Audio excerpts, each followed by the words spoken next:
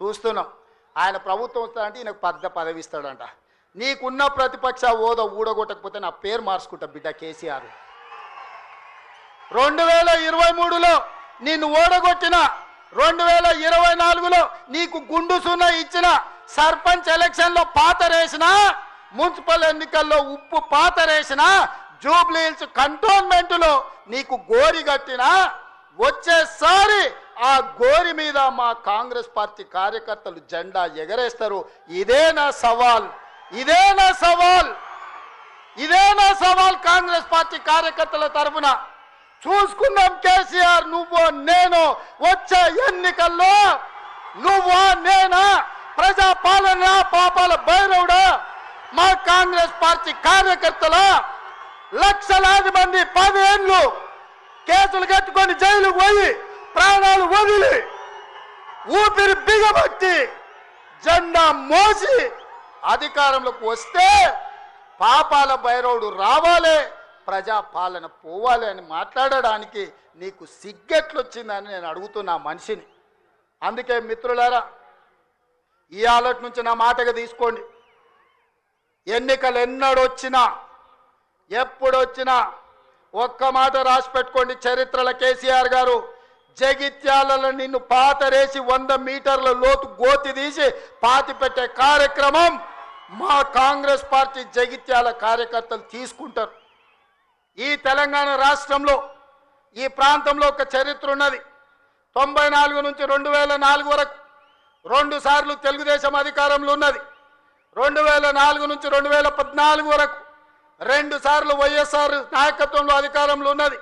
2014 నుంచి 2024 వరకు 2 సార్లు కేసీఆర్ నాయకత్వంలో ప్రభుత్వం ఉన్నది. 2024 నుంచి 2034 వరకు నేను మా మిత్రుడు మహేష్ గౌడ్ గారి నాయకత్వంలో ప్రజాపాలన ఉంటుంది. ఆనాడు వైఎస్ఆర్ డిఎస్ ఏ విధంగా అయితే 2 సార్లు పార్టీని అధికారంలోకి తెచ్చిండ్రో, మళ్ళీ ఈరోజు చెప్తున్నా, అదే వైఎస్ఆర్ డిఎస్ నాయకత్వంలో ఎట్లయితే అధికారంలోకి వచ్చినామో ఈనాడు నేను మా మిత్రుడు మహేష్ గౌడ్ 2సార్లు అధికారంలోకి తీసుకొస్తాము, ప్రజాపాలనను ప్రజలకు అందిస్తామని చెప్పి నేను ఈ వేదిక మీద నుంచి చెప్పకుండా చేస్తాను. నువ్వెవరు చేయడానికి?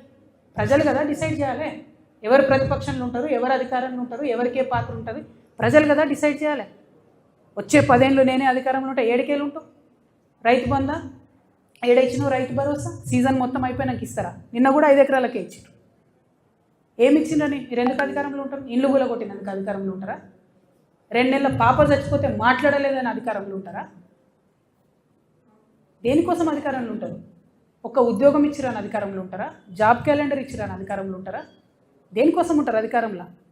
ఎట్లా లేకుండా చేస్తారు ప్రతిపక్షాన్ని? ఏ లెక్కలేనితనం బీఆర్ఎస్ పార్టీ ప్రజల పట్ల ఇప్పటికీ ప్రదర్శిస్తున్నదో, ప్రజలే తప్పు చేసిరంటే ఆత్మవిమర్శ చేసుకుంటలేదు బీఆర్ఎస్ పార్టీ. అందుకే అంటున్నాయి 1000 ఏళ్ళైనా బీఆర్ఎస్ పార్టీ మారదు, అదే తోవలో కాంగ్రెస్ పార్టీ కూడా పోతున్నది తప్పితే వేరే ఏం లేదు. వీళ్ళిద్దరూ తూకిత్తా అంటే తూకిత్తా, నేను సభ పెట్టినా, నేను పెద్ద సభ పెట్టినా, ఇది తప్పితే బల ప్రదర్శన తప్పితే ప్రజల గురించి మాట్లాడింది లేదు, ప్రజల కోసం ఆలోచించేది లేదు. డెఫినెట్గా మారాలి పాలిటిక్స్. దయచేసి పాలిటిక్స్ మారాలి, ప్రజల సెంట్రిక్గా పాలిటిక్స్ జరగాలి, నాయకుల సెంట్రిక్గా కాదు, పార్టీల సెంట్రిక్గా కాదు. ప్రజలకు ఏదైనా ఇబ్బంది ఉంటే దాన్ని అడ్రస్ చేసేటట్టు రాజకీయ నాయకత్వం ఉండాలి. దానికోసమే ఈ రాష్ట్రంలో కొత్త రాజకీయ శక్తిగా గోదావరి కొట్టుకోబోతున్నావు, మలవై దొంగలు పడ్డారు, కుక్కలు పడినట్టు మొన్న ఎప్పుడో జరిగింది. ఇప్పుడు ముఖ్యమంత్రికి ఇప్పుడు ఇక ఈయన పెట్టిన మీటింగ్ ఆయన పోటీ పడతాడు, ఆయన పెట్టిన మీటింగ్ ఈ పోటీ పడతారు, ఇద్దరు తిట్టుకుంటారు, టైం పాస్ చేస్తారు. కానీ 1,00,000 కోట్ల స్కామ్ జరిగింది, ఏటీఎల్గా మారిందని మేమంటున్నాం. కానీ 9,000 కోట్ల స్కామ్ మాత్రమే జరిగిందని చెప్పి రేవంత్ రెడ్డి ప్రభుత్వం, రేవంత్ రెడ్డి గారు అంటున్నారు. కాబట్టి 1,00,000 కోట్ల మీద విచారణ జరపడా, 9,000 కోట్ల మీద విచారణ జరపడా రాష్ట్ర ముఖ్యమంత్రి స్పష్టం చేయాలి. కాబట్టి ఈ 2 పార్టీలు ఒకటే, ఈ 2 పార్టీలు ఒకటే. ఎందుకంటే వీళ్ళ అవినీతికి వాళ్ళు ప్రోత్సహిస్తున్నారు, వీళ్ళ 6 గ్యారెంటీల మీద వాళ్ళు ప్రశ్నించే ప్రయత్నం చేస్తలేరు. ఒక్క కేసీఆర్ కుటుంబం మీద ఒక్క విచారణ జరపడం ఇంతవరకు ఒక్కరి మీద కనీసం చర్య తీసుకున్న పాపనాలు పోలేదు. నీకు చదవాలని చెప్పు, 1,00,000 కోట్లు స్కామ్ జరిగినా కూడా నాకు రాసే దమ్ము లేదు, కేసీఆర్ కుటుంబాన్ని మీద విచారణ జరిపే దమ్ము లేదని చెప్పి ఒప్పుకో. ముక్కుడు ఎలాగ రాయి? కాబట్టి ఈ విషయంలో ఇవాళ తెలంగాణ సమాజం జాగృతమైంది. తప్పకుండా రెండు పార్టీలకు గుణపడని చెప్పడానికి ఇలా ప్రజలు సిద్ధంగా ఉన్నారు. భారతీయ జనతా పార్టీ సిద్ధంగా. కేసీఆర్ గారిని కూడా ఇంకా చివరిసారి చెప్తున్న ముఖ్యమంత్రి గారు, కేసీఆర్ గారిని ఇప్పటిదాకా ఎన్ని మాటలన్నా పడ్డం. ఇక్కడ నుంచి కేసీఆర్ గారిని నువ్వు వ్యక్తిగతంగా దూషిస్తే మాత్రం నీ నాలిక చీరేసే రోజు కూడా వస్తుంది. తప్పకుండా యాది పెట్టుకో. ఎవడు 100 సంవత్సరాల కోసం పుట్టలేదు, ఎవడు 1000 సంవత్సరాలు ఉండడు. పక్కా చెప్తున్నాం, ముమ్మాటికి మళ్ళీ అధికారంలోకి వచ్చేది బీఆర్ఎస్ఏ.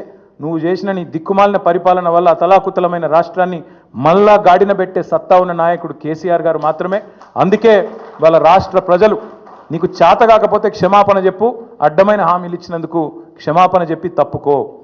ఇంత పొడుగు మాటలు మాట్లాడుతుందా? పొద్దున్న లేతే కేసీఆర్ చావాలి, నువ్వు 1000 జన్మలు ఇచ్చినా నేను చావనా కొడుకు అనుకుంటున్నావు.